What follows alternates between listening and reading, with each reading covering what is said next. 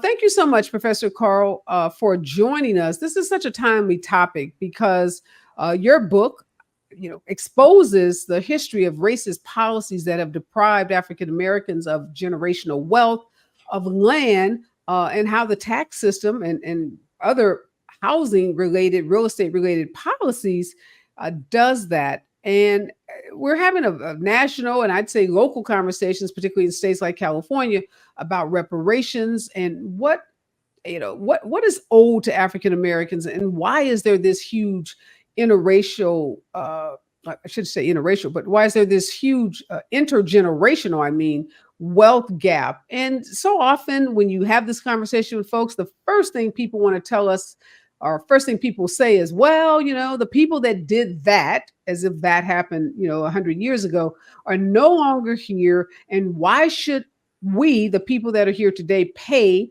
for the actions of folks, who engaged in this horrific conduct?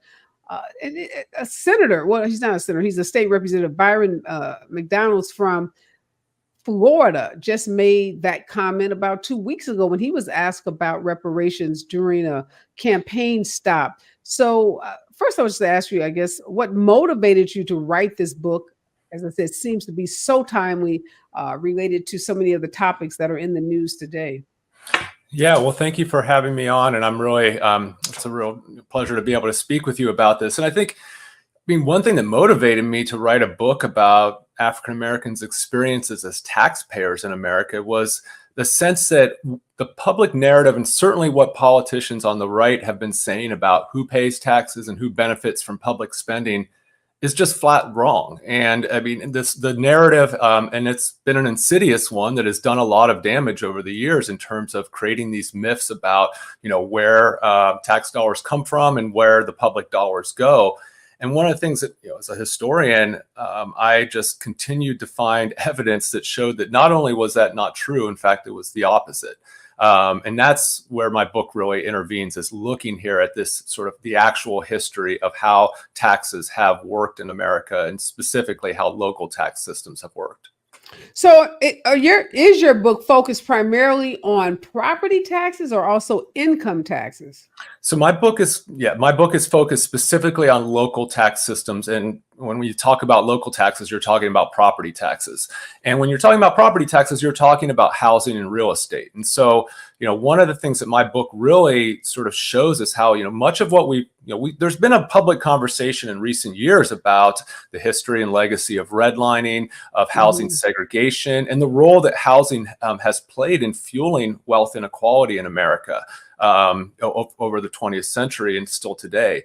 Well, my book really shows that it goes even deeper than that, because not only were African Americans being disadvantaged in housing markets, the homes that they owned, the neighborhoods where they lived were devalued because of race, and they were, and because of racism within the real estate industry.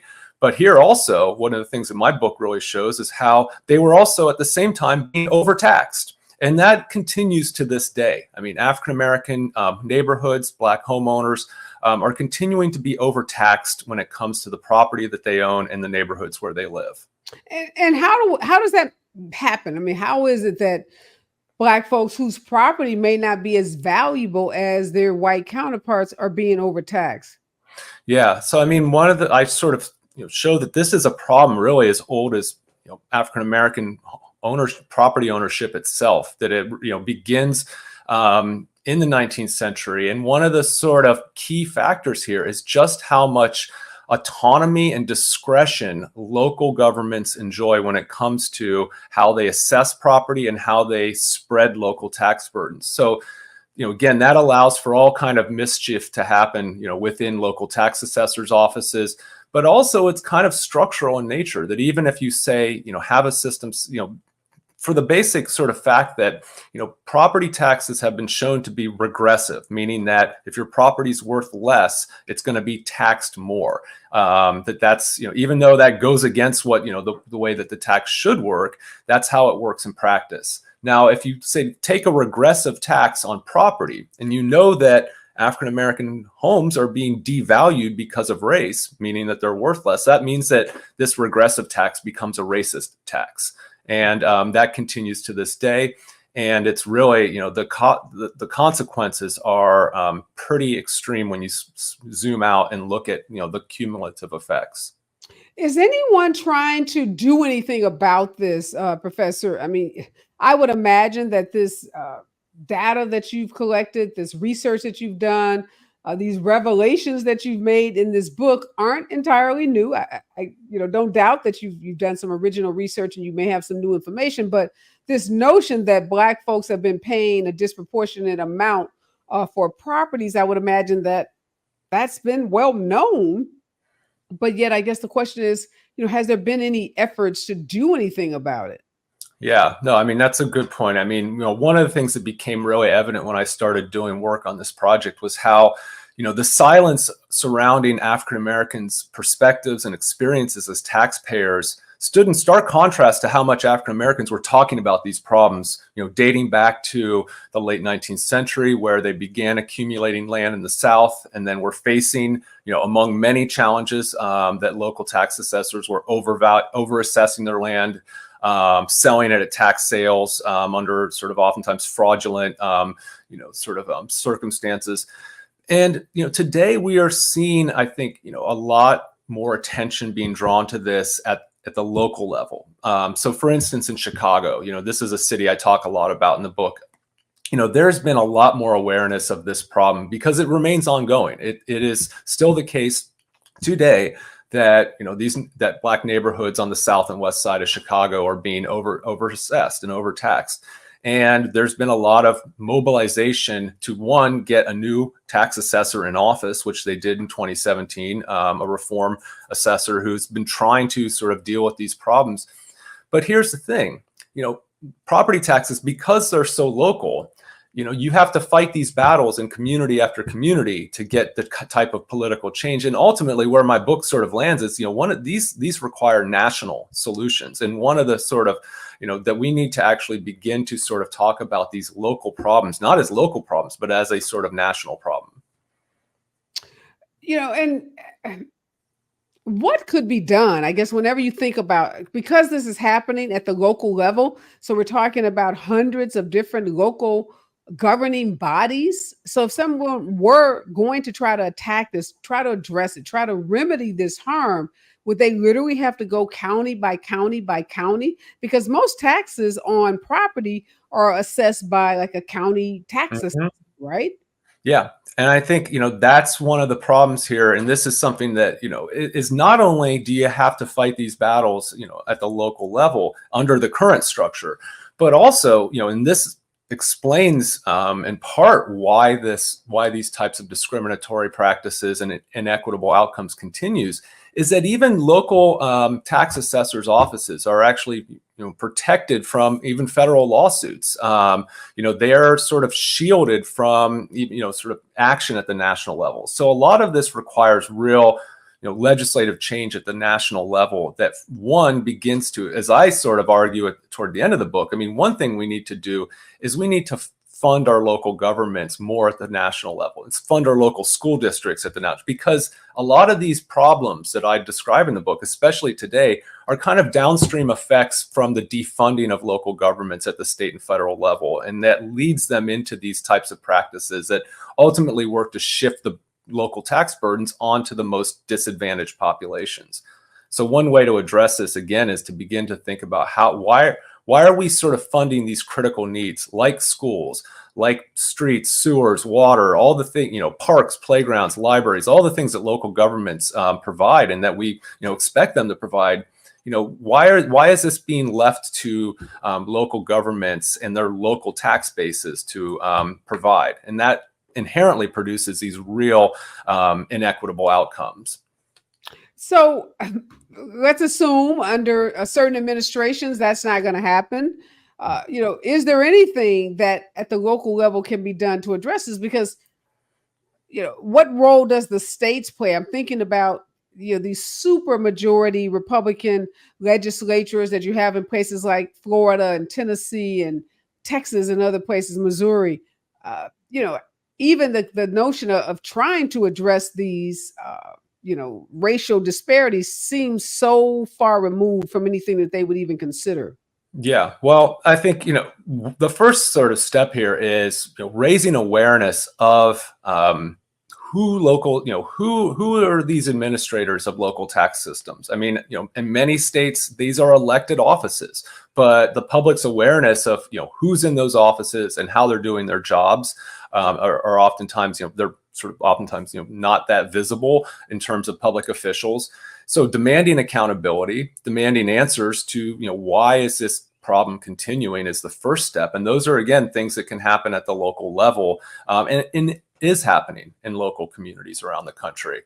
And then again, I think, sort of, going up the chain from there and thinking of, ways to, begin to fight for this both in state houses and in the national level. How do you see this playing into the conversations that we're having in this country at the national and local level around reparations?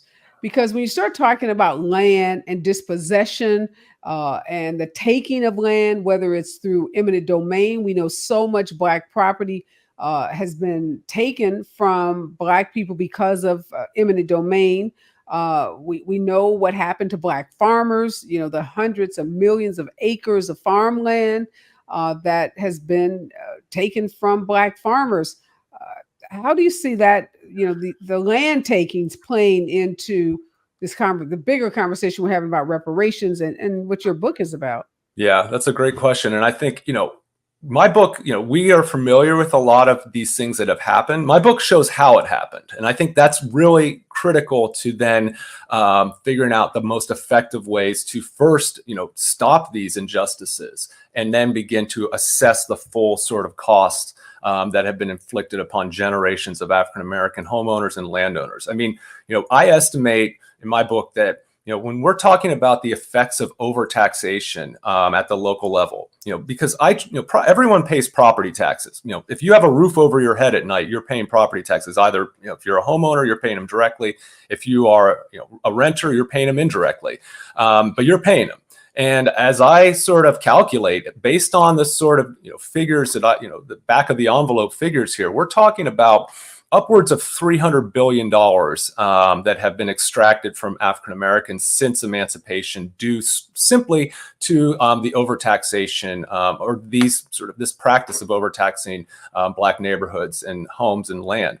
Then coupled with that is, and again, this is ongoing, and then coupled that with the other part of my book, which talks about this horribly unjust tax delinquency system that essentially allows for local governments to sell property that is tax delinquent, and in many states sell it to private investors who then are able to make money off of your debt. And if you don't pay back that debt, then they will take your home and take your land. And this is, as I estimate, I mean, this is one of the, if not the, it's not the sole cause, but it was a significant cause of the massive amount of land that African Americans were dispossessed of in the 20th century. In 1910, African Americans owned 16 million acres of land. By the end of the 20th century, it was down to between 2 and 3 million. And tax sales were one of those things that were, just, in county by county, land was slipping out of the hands of African-American farmers and families due to, one, having tax bills that were, excessive. And then if you couldn't pay your taxes, then they would sell your home at a tax sale. And there were all these investors who were crowding into these places, eager to scoop up that property in places like Hilton Head, South Carolina, which I write about, which again was the place that African Americans owned extensive amounts of land before its development in the 1950s.